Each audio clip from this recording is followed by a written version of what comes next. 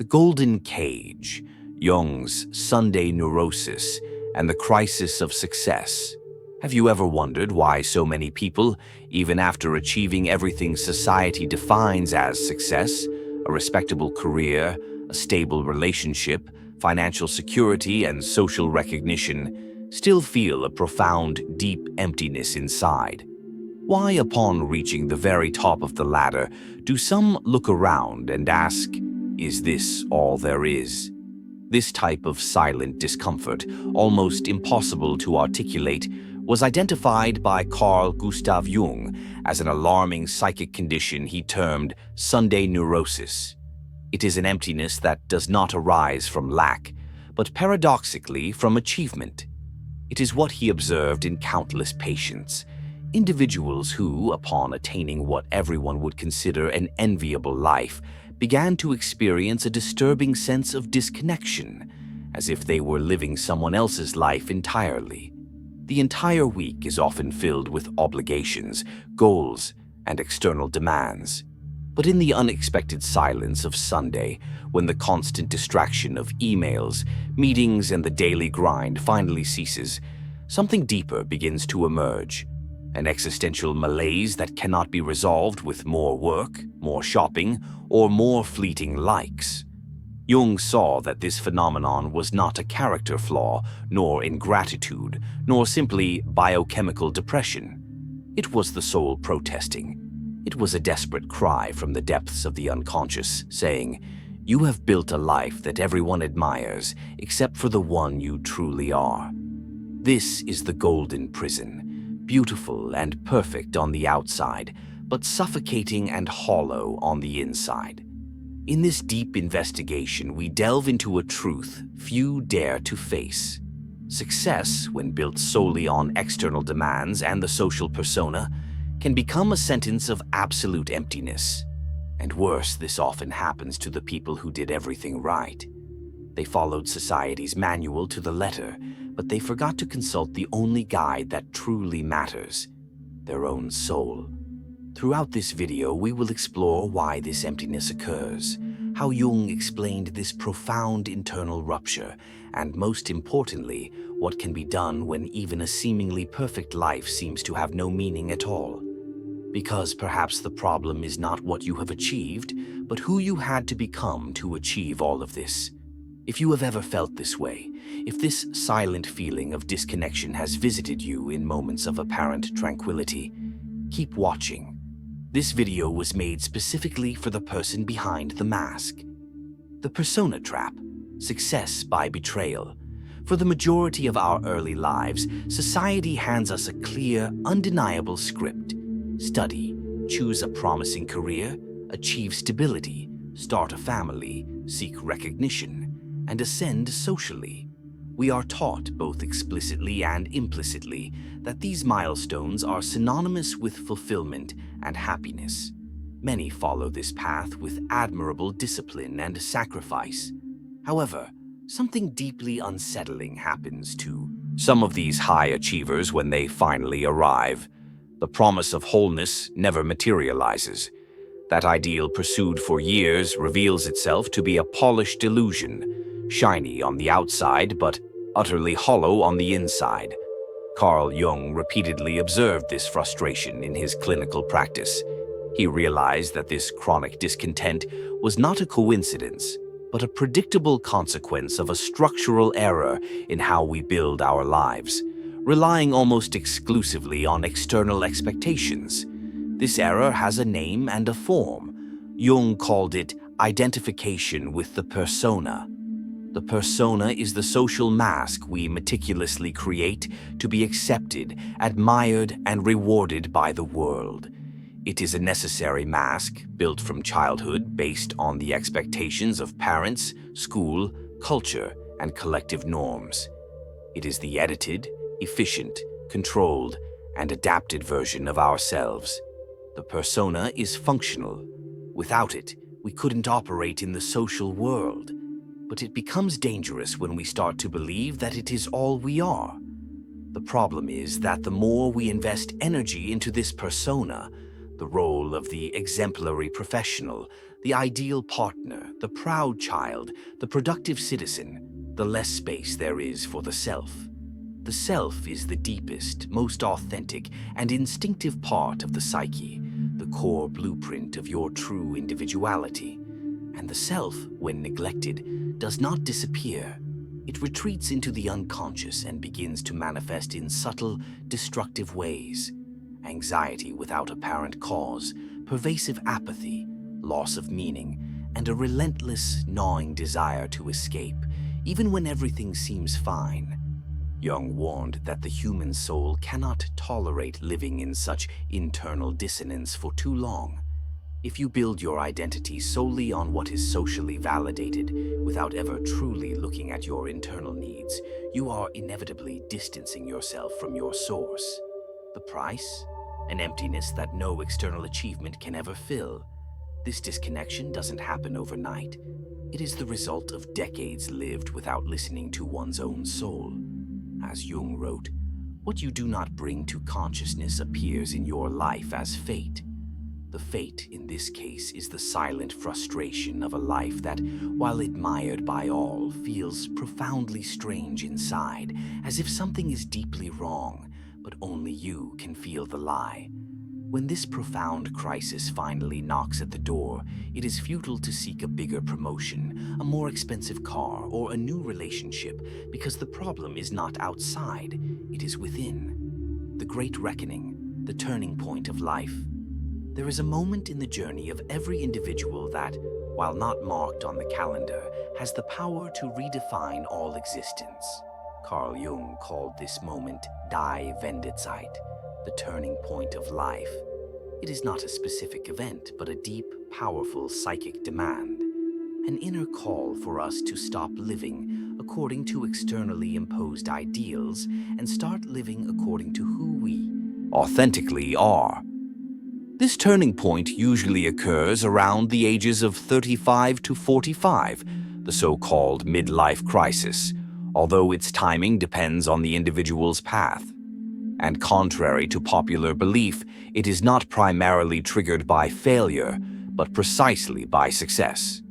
Up until this phase, most people are entirely engaged in the pursuit of external goals. Career, stability, social approval. This movement is natural and necessary to consolidate the ego and establish one's social identity. But Jung observed that the human psyche was made for more than just external accumulation. When this first stage is fully completed, the soul begins to demand something fundamentally different: depth, meaning, and integration. That is why, after achieving everything that should bring happiness, many are faced with the disconcerting feeling, I have everything, but I still feel incomplete. This is not a failure. This is the unmistakable sign that the turning point has arrived. The soul, suffocated under years of conditionings, begins to emerge, and it is no longer satisfied with more achievements. It demands truth. Jung was direct. If we ignore this call, life begins to deteriorate in subtle, destructive ways. We see self-sabotage, growing apathy, chronic restlessness, psychosomatic symptoms, and relational crises that find no logical explanation. The turning point is therefore a crossroads. Some resist, attempting to fill the void with more of the same, which only deepens the emptiness. Others listen, even if with immense fear, and begin to ask themselves, what if everything I built is not really mine? This terrifying question is also the powerful door to freedom. Accepting this change requires immense courage because it means questioning your fundamental choices, your key relationships, your core beliefs, and your very identity. It means facing the fact that, to truly live, it may be necessary to deconstruct much of what has been painstakingly built. The shadows cry, when the unconscious strikes back. To understand the intensity of this feeling of estrangement, we must delve deeper into the hidden dynamic between the persona and the self, and introduce a third crucial element: the shadow. The shadow is the part of the personality that the conscious ego has refused to acknowledge or integrate. It contains all the impulses, desires, sensitivities, and qualities that were deemed unacceptable or unproductive by society and the persona. Imagine the successful lawyer, persona, who had to repress their desire to be an artist, shadow. Imagine the disciplined executive who had to stifle their need for emotional vulnerability, shadow.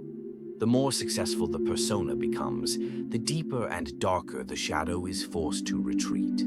The persona is what the world loves. The shadow is what the ego fears. When the self is ignored, the shadow, which holds the authentic, repressed vitality, begins to act out. This manifests as destructive behavior, irrational outbursts, and a relentless need to sabotage the perfect life. The self-sabotage is not an error. It is the shadow's desperate attempt to communicate. It tries to destroy the structure, the golden prison, that is suffocating the authentic life force. The individual starts cheating on their spouse, suddenly quits their job, or develops an unexplained illness. Unconsciously, they are trying to break the walls of the persona. This is why Jung stated, "The persona is what someone is not, but what they and others think they are." The further you stray from the self, the more you live for others' expectations, and the more you betray yourself, the duller and more dangerous life becomes. The self tries to get your attention through dreams, through symptoms, and through internal conflict. It does so not to punish you, but to desperately remind you, you were not born to play a role. You were born to be whole. The silent symptoms, the body's protest. When external life seems perfectly in order, but internally everything feels broken, the body and mind begin to emit relentless, silent signals. These are the distress alerts that something essential is being ignored. Jung understood that psychic suffering is not a mistake to be eliminated, but a profound symbolic language of the soul. When the soul is silenced for too long, it finds these other ways to manifest. Chronic anxiety and restlessness, a diffuse unease that finds no logical explanation. You feel like you're living on autopilot, perpetually waiting for something to go wrong. Emotional numbness, apathy. Nothing seems truly wrong, but nothing seems deeply right either. Waking up becomes an effort, working a mechanical obligation. Joy is replaced by deep, persistent boredom. Compensatory compulsion, the pursuit of constant distraction to avoid confronting the emptiness. This includes burnout, overwork, excessive consumption, superficial relationships, or addictive behaviors. The void is being filled with temporary external stimuli, psychosomatic symptoms, physical illnesses without clear medical explanation, chronic insomnia, unexplained migraines, persistent digestive issues. These are often the body screaming the truth the mind refuses to acknowledge. Symbolic dreams. The self resorts to chaotic or disturbing dreams, which reveal the unconscious's desperate attempt to restore psychic balance. As Jung noted, the dream represents the inner truth of the dreamer, even when their consciousness is not yet ready to understand it. These symptoms are not failures, they are invitations to consciousness. Each crisis, each episode of deep dissatisfaction is an opportunity to return to authenticity. But to accept it, one must stop fighting against the emptiness and start listening to it. The emptiness is not the problem, it is the gateway to the self. The turn, inward, the alchemical process of individuation. Most people, when confronted with this existential void, immediately seek an external solution. They change cities, partners, careers. They buy things. They try to fill the void with more experiences, consumption, or forced positivity. But as Jung warned, the existential void is not a problem that can be solved within the same life structure that caused it. It is the bankruptcy of the system. True healing requires a radical, non-negotiable movement, the turn inward. This means reversing the direction of attention, stopping to ask, What does the world expect from me? And starting to ask, what is my soul asking of me? This movement is revolutionary because it challenges everything we have been conditioned to value. It requires silence, introspection, facing the shadow, and a willingness to confront the most forgotten and painful parts of oneself. It is not cheap self-help. Jung was clear. This process is destructive before it is constructive. It involves letting go of carefully cultivated identities, disappointing people who admired you for what you represented, not for who you really are. It is like dismantling a house that took decades to build, but was erected on the wrong, shallow ground. This journey back to the self is what Jung called the process of individuation. It is the path of integrating all parts of the psyche, where the ego ceases to be the absolute center, and the self, the core blueprint, begins to guide life. On this path, a person starts to 1. Hear their true impulses, recognizing desires that were buried in the name of productivity or image. 2. Accept contradictions, transforming sufferings into awareness. 3. Engage the unconscious. Through methods like active imagination and dream analysis, they communicate with the inner, forgotten wisdom. It is a slow, painful process, but ultimately deeply liberating. And this transformation does not happen in an epiphany. It happens in the small daily choices, saying no when everyone expects a yes, admitting difficult feelings, changing the relentless, unsustainable pace of life. The turn inward is, above all, an act of immense courage because it requires relinquishing the version of yourself that the world has learned to applaud. And in this heroic abandonment, something new emerges. A life filled with authentic meaning, an existence with a soul, a presence that no longer needs external validation to justify itself. The sacrifice of the false self, true freedom. There comes a moment when it is no longer possible to sustain the illusion. The soul, silenced for too long, begins to scream. And the answer to this scream inevitably means sacrificing parts of life that were built to please others, but which fundamentally betray who you truly are. This is the hardest point, accepting that some things will need to die for the true self to be born. It could be the prestigious job that was never yours. It could be the perfect relationship that works on paper, but starves your essence. It could be the comfortable social role you played so well. None of this needs to be discarded with anger, but all of it needs to be reevaluated with brutal, courageous, non-negotiable honesty. Jung believed that only those who have the courage to traverse the underworld of their own psyche, face the shadow, and emerge with a new, authentic direction, become truly whole.